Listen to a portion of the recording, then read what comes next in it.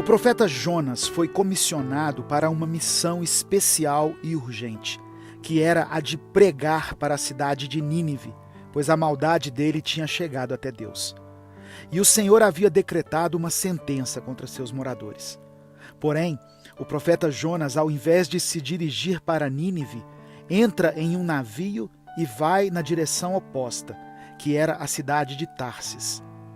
Diante da fuga de Jonas, Deus fez com que uma tempestade violenta atingisse o barco em que ele estava, de forma que ele foi ameaçado de naufragar. O que me chama a atenção nessa história, e que hoje eu quero refletir com você, está no livro de Jonas, capítulo 1, nos versículos 5 e 6, que diz assim: Todos os marinheiros ficaram com medo, e cada um clamava ao seu próprio Deus, e atiraram as cargas ao mar, para tornar mais leve o navio. Enquanto isso, Jonas, que tinha descido para o porão e se deitado, dormia profundamente. O capitão dirigiu-se a ele e disse: Como você pode ficar aí dormindo? Levante-se e clame ao seu Deus. Talvez ele tenha piedade de nós e não morramos.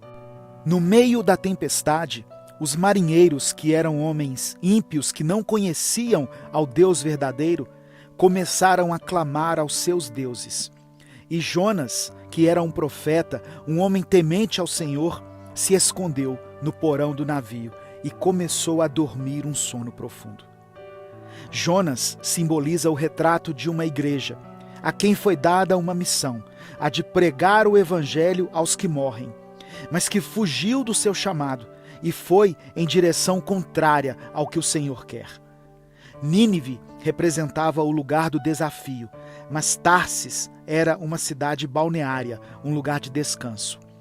E entre o confronto e o conforto, Jonas escolheu o lugar de conforto. E a sua desobediência fez com que as tempestades atingissem o barco onde ele estava. Quando desobedecemos ao Senhor, vamos sofrer as consequências. E aqueles que estiverem conosco também sofrerão.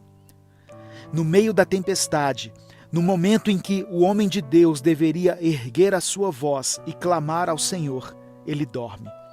Os outros, aqueles que não conheciam a Deus, começam a orar, enquanto Jonas, o profeta, cai em sono profundo.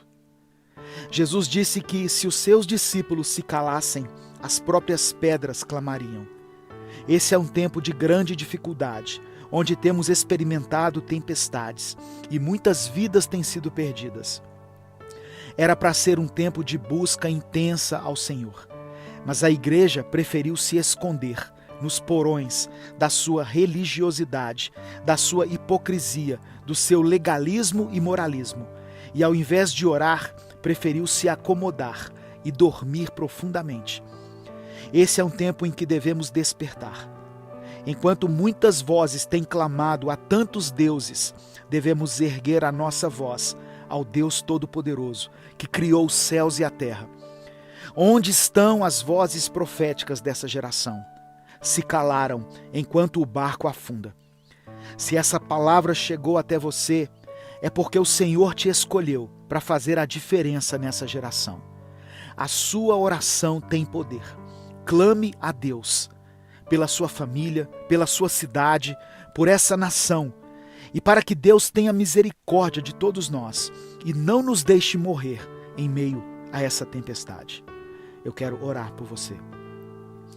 Senhor, te pedimos perdão porque, em meio a tantas adversidades, nós temos negligenciado o nosso chamado.